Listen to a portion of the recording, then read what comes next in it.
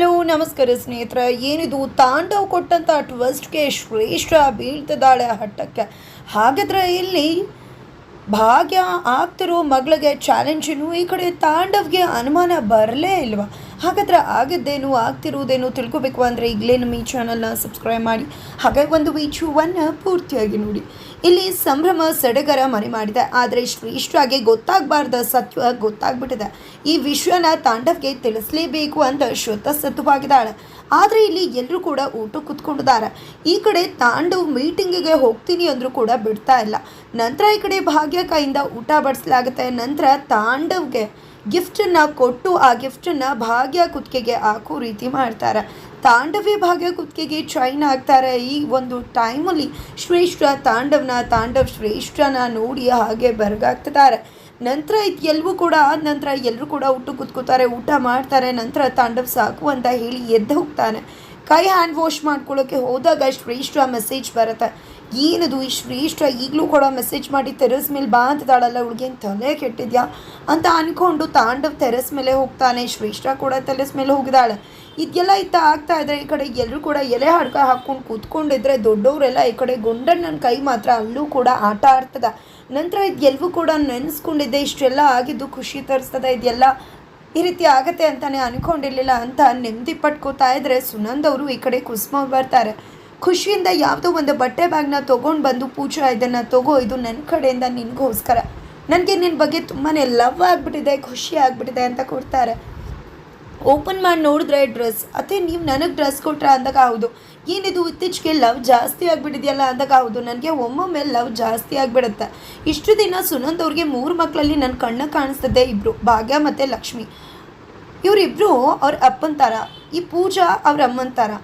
ಆದರೆ ನಮ್ಮ ಮನೆಗೆ ಬಂದಮೇಲೆ ಇತ್ತೀಚೆಗೆ ತುಂಬ ಇಷ್ಟ ಆಗ್ತದಾಳೆ. ಯಾಕಂದರೆ ಮನೆಗೆ ಬಂದಮೇಲೆ ನನ್ನ ಬುದ್ಧಿನ ಕಲ್ತ್ಕೊತಿದ್ದಾಳೆ. ಅವ್ರ ಅಮ್ಮನಿಗೆ ಸ್ವಲ್ಪ ಕೆಟ್ಟ ಬುದ್ಧಿ ಅಂತದಾಗಿ ಏನ್ರಿ ಬಿಕ್ತಿಯಮ್ಮ ಈ ರೀತಿ ಮಾತಾಡ್ತಿದ್ರಲ್ಲ ಅಂದಾಗ ಗೊತ್ತಿದೆ ಇರ್ರಿ ಸುನಂದವ್ರೆ ಅಂತ ಹಾಗೆ ಇಬ್ಬರು ಕೂಡ ಮಾತಾಡ್ತಾರೆ. ನಂತರ ಈ ಕಡೆ ಪೂಜಾಗಂತೂ ಫುಲ್ ಖುಷಿ ಆಗಿಬಿಡುತ್ತೆ. ಅತ್ತೆ ನಿಜವಾಗ್ಲೂ ನನ್ನ ಮೇಲೆ ಪ್ರೀತಿ ಆಗಿದೆಯಾ ಅಂತ ಹೌದು ಅಂತ ಹೇಳ್ತಾರೆ. ನಂತರ ಗುಂಡಣ್ಣ ತನ್ವಿ ಇಬ್ಬರು ಕೂಡ ಹೋಗಿ ಇವರು ಕೂಡ ಇನ್ನು ಮುಂದೆ ನಮಗೆ ಲಕ್ಷ್ಮಿ ಚಿಕ್ಕಿ ಥರನೇ ಇವರು ಕೂಡ ಫೇವ್ರೆಟ್ ಚಿಕ್ಕಿ ಅಂತ ಅಪ್ಕೋತಾರೆ. ಎಲ್ಲರೂ ಕೂಡ ಖುಷಿಯಿಂದ ಇದ್ದರು. ಇದನ್ನೆಲ್ಲ ನೋಡಿ ಭಾಗ್ಯಗೆ ಡೌಟ್ ಬರ್ತದೆ. ಅಂಥದ್ದು ಏನು ಮಾಡಿದ್ಲು ಪೂಜಾ?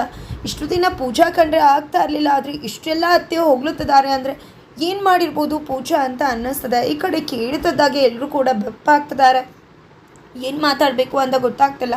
ನಂತರ ಈ ಕಡೆ ತೆರೆಸ್ ಮೇಲೆ ಹೋಗ್ತಿದ್ದಾಗೆ ಏನು ಶ್ರೇಷ್ಠ ಇದು ನಿನ್ನ ಕಥೆ, ಅಲ್ಲಿ ಮನೆಯವರೆಲ್ಲ ಇದ್ದಾರೆ, ಈ ರೀತಿ ಕರಿತಿದ್ಯಲ್ಲ ನೀನು ಅಂದಾಗ ಯಾಕೆ ಕರಿತಿದ್ದೀನಿ ಅಂದರೆ ನಿಮ್ಮ ಮನೆಯವರೆಲ್ಲ ಆಡ್ತಿರೋ ಡ್ರಾಮಾನ ನಿನ್ನ ಮುಂದೆ ತೋರಿಸೋದಕ್ಕೆ, ರಿಯಾಲಿಟಿ ಚೆಕ್ನ ತೋರಿಸೋದಕ್ಕೆ ಅಂತಂದರೆ ಏನು ಮಾತಾಡ್ತಿದ್ಯಾ ನೀನು? ಮನೆಯವ್ರು ನೋಡಿದ್ರೆ ಆಮೇಲೆ ಸುಮ್ಮನೆ ವಿನಾಕಾರಣ ಇಲ್ಲದೆ ಇರೋ ಪ್ರಾಬ್ಲಮ್ಸ್ ಕ್ರಿಯೇಟ್ ಆಗುತ್ತೆ ಅಂದಾಗ ಏನು ಪ್ರಾಬ್ಲಮ್ಸ್ ಕ್ರಿಯೇಟ್ ಆಗುತ್ತೆ ತಾಂಡವ್? ನಿನ್ನ ಸುತ್ತಮುತ್ತ ಏನಾಗ್ತದೆ ಅಂತ ನಿನಗೆ ಗೊತ್ತಿದೆಯಾ? ನಿನ್ನ ಮಗ ನಾಟಕ ಮಾಡ್ತಿದ್ದಾನೆ, ಎಲ್ಲರೂ ಕೂಡ ಸೇರಿಕೊಂಡು ನಿನ್ನ ಈ ಮನೇಲಿ ಉಳಿಸ್ಕೋಬೇಕು, ಭಾಗ್ಯನ ಉಳಿಸ್ಕೋಬೇಕು ಅಂತ ಆಡ್ತಿರೋ ಡ್ರಾಮಾ ಇದು.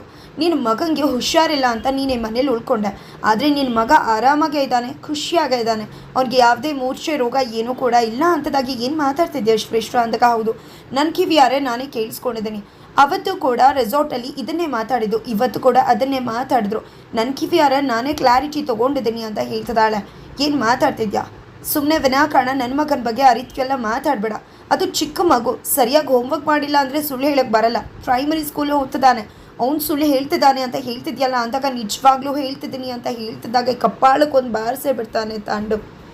ತಾಂಡವ್ ಏನು ನಿನಗೆ ಅರ್ಥ ಆಗ್ತಿಲ್ವಾ ಅಂದಾಗ ನಿನಗೆ ಅರ್ಥ ಆಗ್ತಿಲ್ವಾ? ಅವತ್ತು ಕೂಡ ತನ್ವಿ ವಿಷಯದಲ್ಲಿ ಇದೇ ರೀತಿ ಮಾತಾಡ್ತೆ, ಇವತ್ತು ಕೂಡ ಹಾಗೆ ಮಾತಾಡ್ತಿದ್ಯಾ ಅಂತ ಹೇಳ್ತಿದ್ದಾರೆ.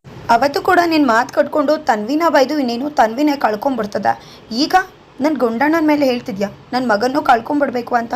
ಸುಮ್ಮನೆ ವಿನಾಕಾರಣ ನನ್ನ ಮಕ್ಕಳ ಬಗ್ಗೆ ಮಾತಾಡಬೇಡ ಅಂತದಾಗಿ ಏನು ಅರ್ಥ ಆಗ್ತಿಲ್ವಾ ನಿನಗೆ? ನಾನು ಹೇಳ್ತಿರೋದು ನಿಜಾನೇ, ನಾನು ಯಾಕೆ ಸುಳ್ಳು ಹೇಳಿ ನಿನ್ನ ಮಕ್ಕಳ ಮೇಲೆ ಕೋಪ ತರಿಸಿ ನನಗೇನು ಆಗಬೇಕು? ಸುಮ್ಮನೆ ಅರ್ಥ ಮಾಡ್ಕೊ ಅಂತಂದರೆ ಸುಮ್ಮನೆ ಒಂದು ಒಳ್ಳೆ ಕೆಲಸ ಮಾಡು, ನೀನು ಮೊದಲು ಇಲ್ಲಿಂದ ಹೊರಡು, ನನಗಿರೋ ಟೆನ್ಷನ್ನ ಮತ್ತಷ್ಟು ಜಾಸ್ತಿ ಮಾಡಬೇಡ ಅಂತ ಹೇಳಿ ತಾಂಡವ್ ಹೋಗೇ ಬಿಡ್ತಾನೆ. ಈ ಕಡೆ ಕಪಾಳಕ್ಕೆ ಬಾರಿಸ್ಕೊಂಡಿದ್ದಂಥ ಶ್ರೇಷ್ಠ ಕೋಪ ನೆತ್ತಿಗೆ ಇರೋದ. ಈ ಕಡೆ ಯಾವುದೇ ಕಾರಣಕ್ಕೂ ಇಷ್ಟೆಲ್ಲ ಆದಮೇಲೆ ನಿನ್ನನ್ನು ಬಿಡೋ ಮಾತೇ ಇಲ್ಲ ಅಂತ ಹೇಳಿ ಶ್ರೇಷ್ಠ ಚಾಲೆಂಜ್ ತನಗೆ ತಾನೇ ಮಾಡ್ಕೋತಿದ್ದಾಳೆ. ನಂತರ ಈ ಕಡೆ ಭಾಗ್ಯ ಏನಿದು, ಯಾಕೆ ನನ್ನ ತಂಗಿನ ಇಷ್ಟಪಡ್ತಿದ್ರ ಅಂತ ನಾನು ತಿಳ್ಕೊಬೇಕಲ್ವ? ಯಾವತ್ತೂ ಕೂಡ ಅವಳು ಹೋಗ್ಲು ಅಂತ ಕೆಲಸ ಮಾಡೇ ಇಲ್ವಲ್ಲ ಅಂತ ಹೇಳಿದಾಗ ಅದು ಹಾಗಲ್ಲ ಭಾಗ್ಯ. ಇವತ್ತು ಎಲ್ಲ ಮದುವೆ ವಾರ್ಷಿಕೋತ್ಸವದ ಪ್ರತಿಯೊಂದನ್ನು ಕೂಡ ಅವಳೇ ನೋಡ್ಕೊಂಡಿದ್ದಾಳೆ, ಕೇಳೋಕ್ಕೂ ಮುನ್ನನೇ ಎಲ್ಲನೂ ಕೂಡ ಮಾಡಿದಾಳೆ ಅಂತ ಹೇಳ್ತಿದ್ದಾರೆ. ಅದಕ್ಕೆ ತುಂಬಾ ಇಷ್ಟ ಆಯಿತು ಅಂತ ಹೇಳ್ತಿದ್ದಾರೆ. ಇದರಿಂದಾಗಿ ಈ ಕಡೆ ತುಂಬಾ ಖುಷಿ ಪಡ್ತಿದ್ದಾಳೆ ಪೂಜಾ ಕೂಡ. ಈ ಕಡೆ ಭಾಗ್ಯಗೂ ತುಂಬ ಖುಷಿ ಆಗುತ್ತೆ. ಎಂದು ಕೂಡ ನನ್ನ ಅಕ್ಕನಿಗೋಸ್ಕರ ಲಕ್ಷ್ಮಿ ಒಬ್ಬಳೇ ಇದ್ಲು ಅಂದ್ಕೊಂಡಿದ್ದೆ. ಈಗ ಪೂಜಾ ಕೂಡ ನನ್ನ ತಂಗಿ ನನ್ನ ಬಗ್ಗೆ ಯೋಚನೆ ಮಾಡ್ತಾಳೆ ಅಂದರೆ ನನಗೂ ಕೂಡ ತುಂಬ ಖುಷಿನೇ ಅಂತ ಹೇಳ್ತಿದ್ರೆ. ಏನಕ್ಕ ನನ್ನ ಅಕ್ಕನ ಜೀವನ ಚೆನ್ನಾಗಿರಬೇಕು ಅಂತ ನಾನು ಅನಿಸೋದಿಲ್ವಾ ಅಂದಾಗ, ಯಾಕೆ ಇನ್ನೂ ಆ ಭಯದಲ್ಲೇ ಇದೆಯಾ ಅಂದಾಗ, ಅದು ಡಿವೋರ್ಸ್ ಎಲ್ಲ ಆಗ್ತಾ ಇತ್ತಲ್ವ, ಅದಕ್ಕೋಸ್ಕರ ಅಂದಾಗ ಆ ರೀತಿ ಏನೂ ಆಗಲ್ಲ, ನಾನು ಈ ಮನೆಯಿಂದ ಯಾವತ್ತೂ ಕೂಡ ಆಚೆನೂ ಬರಲ್ಲ, ಡಿವೋರ್ಸ್ ವಿಷಯ ಎಲ್ಲ ಕೂಡ ಮುಗ್ದೋಯ್ತು ಅಂತ ಭಾಗ್ಯ ಹೇಳ್ತಾರೆ. ನಂತರ ಈ ಕಡೆ ತಾಂಡವ್, ಏನದು ಶ್ರೇಷ್ಠ ಹೇಳಿದ ಮಾತುಗಳು ನಿಜಾನ? ಗುಂಡಣ್ಣ ಅಂತ ಕೆಲಸ ಮಾಡ್ತಾನ? ಇಲ್ಲ, ಮಕ್ಕಳನ್ನೇ ಹೋಗು ನೇರವಾಗಿ ಕೇಳ್ತೀನಿ. ಮಕ್ಳುಗಳನ್ನ ಕೇಳಿದರೆ ಖಂಡಿತ ಡೈರೆಕ್ಟಾಗಿ ಸರಿಯಾದ ಉತ್ತರನೇ ಕೊಡ್ತಾರೆ. ಮತ್ತೆ ಸುಳ್ಳು ಹೇಳಿದರೆ ಸುಳ್ಳು ಹೇಳೋಕ್ಕಾಗಲ್ಲ ಅಂತ ಅಂದ್ಕೊಂಡು ಬಂದರೆ, ಈ ಕಡೆ ರೂಮಲ್ಲಿ ಆಲ್ರೆಡಿ ತನ್ಮಯ್ ಹಾಗೆ ಭಾಗ್ಯ ಎಲ್ಲರೂ ಕೂಡ ಓದ್ಕೊಳ್ಳೋ ಕೂತಿದ್ದಾರೆ. ಈ ಕಡೆ ತನ್ವಿ ಹೇಳ್ತಿದ್ದಾಳೆ, ಅಮ್ಮ ನೀನು ಯಾವುದೇ ಕಾರಣಕ್ಕೂ ಕಾಲೇಜ್ ಬಂದರೆ ನಾನಂತೂ ಕಾಲೇಜ್ಗೆ ಹೋಗೋದಿಲ್ಲ ಅಂತ.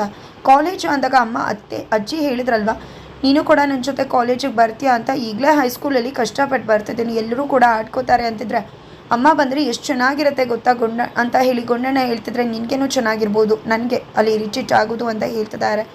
ನಂತರ ಈ ಕಡೆ ಭಾಗ್ಯ, ಹೌದಾ ನಾನು ಕಾಲೇಜಿಗೆ ಬರಬಾರ್ದು ಅಂದರೆ ನೀನು ತುಂಬ ಚೆನ್ನಾಗಿ ಮಾರ್ಕ್ಸ್ ತೊಗೋಬೇಕು, ನೀನು ತುಂಬ ಚೆನ್ನಾಗಿ ಮಾರ್ಕ್ಸ್ ತೊಗೊಂಡ್ರೆ ಖಂಡಿತ ನಾನು ಕೂಡ ಕಾಲೇಜಿಗೆ ಬರಲ್ಲ ಅಂತ ಹೇಳ್ತಿದ್ದಾರೆ. ನಂತರ ಈ ಕಡೆ ಏನು ನಿನಗಿಂತ ಜಾಸ್ತಿನಾ? ಅದಂತೂ ಸಾಧ್ಯ ಇಲ್ಲ ಅಂದಾಗ, ಯಾಕೆ ಸಾಧ್ಯ ಇಲ್ಲ ಬಂಗಾರಿ? ನನಗಿಂತ ನೀನೇ ಸ್ಕೂಲಿಗೆ ಜಾಸ್ತಿ ಹೋಗಿದೆಯಾ, ಎಲ್ಲ ಪಾಠ ಕೇಳಿದೆಯಾ? ನಾನಾದರೆ 1 ತಿಂಗಳು ಹೋಗೇ ಇಲ್ಲ, ಜೊತೆಗೆ ನೋಟ್ಸ್ ಕೂಡ ಸರಿಯಾಗಿ ಕಾಪಿ ಮಾಡಿಲ್ಲ, ಜೊತೆಗೆ ಎಷ್ಟು ವರ್ಷ ಆದಮೇಲೆ ಸ್ಕೂಲ್ಗೆ ಹೋಗ್ತಿದ್ದೇನೆ ನಾನು. ಅದರಲ್ಲಿ ನಿನ್ಗೆ ಏನಂದರೆ ಏನೂ ಕಷ್ಟ ಇಲ್ಲ, ನೀನು ಆರಾಮಾಗಿ ಮಾರ್ಕ್ಸ್ ತೆಗಿಬೋದು ಅಂತ ಹೇಳ್ತಿದ್ದಾರೆ. ನಂತರ ತಾಂಡವ್ ಇದನ್ನೆಲ್ಲ ಕೇಳಿಸ್ಕೊಂಡು, ಇಲ್ಲ ತನ್ವಿಗೆ ಈಗಲೂ ಕೂಡ ಅಮ್ಮ ಸ್ಕೂಲ್ಗೆ ಹೋಗೋದು ಇಷ್ಟ ಇಲ್ಲ, ಅವಳಿಗೆ ಅಮ್ಮ ಇಷ್ಟ ಇದ್ದಿದ್ರೆ ಖಂಡಿತ ಖುಷಿ ಪಡಬೇಕಿತ್ತು. ಇದನ್ನೆಲ್ಲ ನೋಡ್ತಿದ್ರೆ ಖಂಡಿತ ಮಕ್ಕಳು ಸುಳ್ಳು ಹೇಳೋದಕ್ಕೆ ಸಾಧ್ಯನೇ ಇಲ್ಲ. ಗುಂಡಣ್ಣ ಅಂತೂ ಇನ್ನೂ ಚಿಕ್ಕವನು, ಈ ಶ್ರೇಷ್ಠ ಮಾತು ಕಟ್ಕೊಂಡು ನಾನೇನಾದರೂ ಮಾತಾಡಿದ್ರೆ ಹೇಗೋ ಮನೆಗೆ ಸೇರ್ಕೊಂಡಿದ್ದೀನಿ, ಎಲ್ಲರನ್ನ ಕೂಡ ಓಲೈಸಿ ಎಲ್ಲರ ಪ್ರೀತಿನ ಸಂಪಾದನೆ ಮಾಡಿಕೊಂಡು ಈ ಭಾಗ್ಯನ ಮೊದಲು ಡಿವೋರ್ಸ್ ಕೊಡಬೇಕು ಅಂತ ತೀರ್ಮಾನ ಮಾಡ್ಕೋತಾನೆ. ಫೈನಲಿ ಇಲ್ಲಿ ಶ್ರೇಷ್ಠ ಮನೆಗೆ ಬಂದಿದ್ದಾಳೆ, ಉರ್ಕೋತಿರೋ ಶ್ರೇಷ್ಠನ ಮತ್ತಷ್ಟು ಉರ್ಸೋಕೆ ಸುಂದರಿ ಅವರು ಅಲ್ಲಿ ಶುದ್ಧವಾಗಿ ನಿಂತಿದ್ದಾರೆ. ಬಿಸಿನೀರ ತಂದು ತಲೆ ಮೇಲೆ ಇಡ್ತಾರೆ, ತಣ್ಣೀರನ್ನ ತಂದು ಕಾಯಿಸ್ಕೊಳ್ಳೋಕೆ ನೀರನ್ನ ಚೆಲ್ಲೇ ಬಿಡ್ತಾಳೆ ಸಿಟ್ಟಲ್ಲಿ. ನಂತರ ಈ ಕಡೆ ಕುಸುಮ ಹಾಗೆ ಬೆಳಗ್ಗೆ ಎದ್ದೇಳ್ತದಾಗೆ ಎಲ್ಲರೂ ಕೂಡ ಎಕ್ಸಾಮ್ನ ಇಬ್ಬರು ಕೂಡ ಚೆನ್ನಾಗಿ ಬರೀಬೇಕು, ಒಳ್ಳೆ ಮಾರ್ಕ್ಸ್ ತೊಗೋಬೇಕು ಅಂತ ಹೇಳ್ತಿದ್ದಾರೆ.